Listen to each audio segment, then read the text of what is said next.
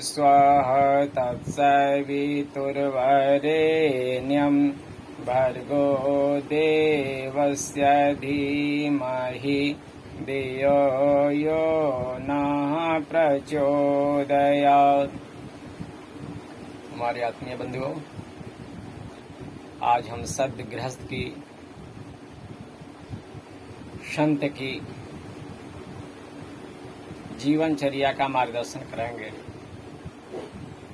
यूँ तो संत सुधारक सहित अपने आप में एक अलौकिक आनंद में खोए रहते हैं, फिर भी सदगृहस्थ में बन करके उनका जीवन कुछ और ही होता है। सदगृहस्थ हर परिस्थिति में, हर वातावरण में, हर चैलेंज, हर मुसीबत में अपना आनंद खोज ही लेते हैं।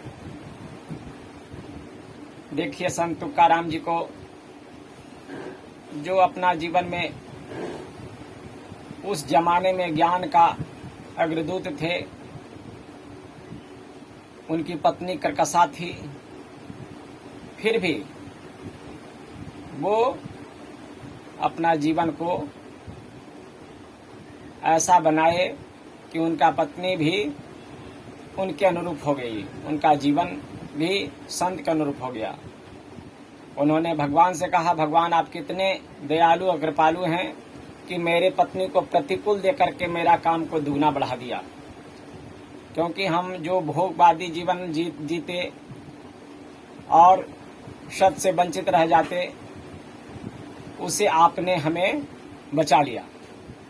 लेकिन दूसरे परिस्थिति में संत कबीर दास जी ने भगवान से प्रार्थना की कि भगवान आप कितने दयालु और कृपालु हैं कि मेरे पत्नी को मेरे अनुकूल दे करके आप अपने काम को दुगना बढ़ा दिया। संत कबीर जी जैसे कहते थे, अगर दोपहरिया में कहते थे दीपक लाने को, दीपक जलाने को, तो उनका पत्नी कुछ नहीं सोचती, विचारती थी कि मेरा पति जो कर रहे हैं सही कर रहे हैं, और हर काम के लिए समर्पित रहती थी। इसलिए भगवान कबीर भी भगवान को दुहाई देते हैं और यही कहते हैं कि भगवान मेरा काम को दुगना बढ़ा दिया। भया भगवान दयालु करुणा के सागर है। अगले क्रम में प्रज्ञापुत्र शिव जी का पत्नी बीच ही समय में अपना पति को छोड़ करके देवलोक में चली गई। गंगा स्नान की, दान पुण्य की, अचानक एक दिन उनको अपनी यात्रा पर जाने का मन बना ली। परमात्मा का यह लीला देख करके शिव जी भी प्रसन्न हुए कि भगवान आप कितने दयालु कृपालु हैं कि आप इनको ये हर परिस्थिति में अपना तालमेल बिठाती थी, दुख में सुख में हमेशा प्रसन्न रहती थी। लेकिन शिव जी जैसे प्रज्ञापुत्र को इस त्याग का आनंद देने के लिए आप करुणा के सागर हैं, दया के सागर हैं। भगवान आप मेरे काम को, अपने काम को दुगना बढ़ा दिया। अच्छे कार्य में जीवन और का आनंद लेने का हमें भी एक अनुभूति करा दिया। इसीलिए प्रभु आप दया के सागर हैं, करुणा के सागर हैं। कहने का मतलब हर परिस्थिति में संत अपने जीवन को ढाल लेते हैं और भगवान की नियति समझ करके, समय का नियति समझ करके अपने जीवन को सही दिशा देने के लिए कटिबद्ध हो जाते हैं। कोई भी कठिनाई और समस्या को यानी चैलेंज लेते हैं, लेकिन अच्छे रूप में, पॉजिटिव रूप में। ऐसे ऐसे अनेकों संत हुए जिनका जीवन गृहस्थ जीवन रहा, लेकिन एक दूसरे के आनंद के लिए जिए, एक दूसरे के समर्पण के लिए जिए।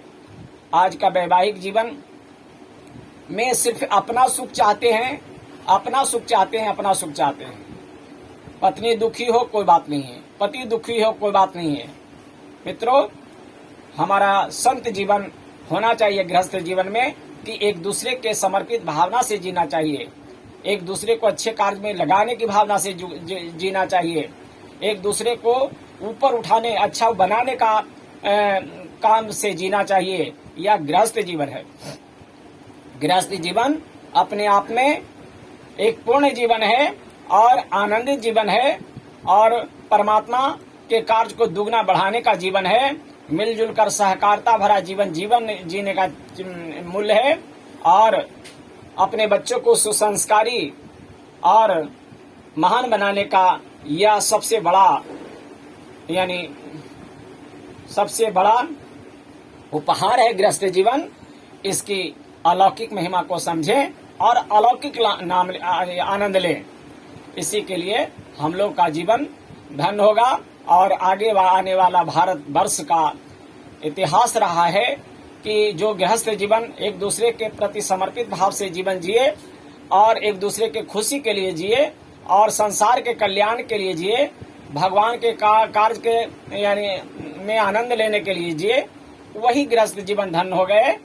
इस तरह से हम सब सुन रहे माताओं बहनों भाइयों से निवेदन है कि यदि आप गृहस्थ जीवन में बंध गए हैं तो इसका सही आनंद लीजिए। हर परिस्थिति में भगवान का नियति समझ करके अपने जीवन को आमूलचूल परिवर्तन कर संसार को, समाज को अच्छा से अच्छा बनाइए, अपने जीवन को अच्छा बनाइए और हर परिस्थिति का आनंद लीजिए। इसके लिए आप सबों को परमात्मा का लाख लाख शुक्रिया और आप सबों को अद्भुत आनंद मिले, आनंद का स्रोत गृहस्थ जीवन में मिले। धन्यवाद।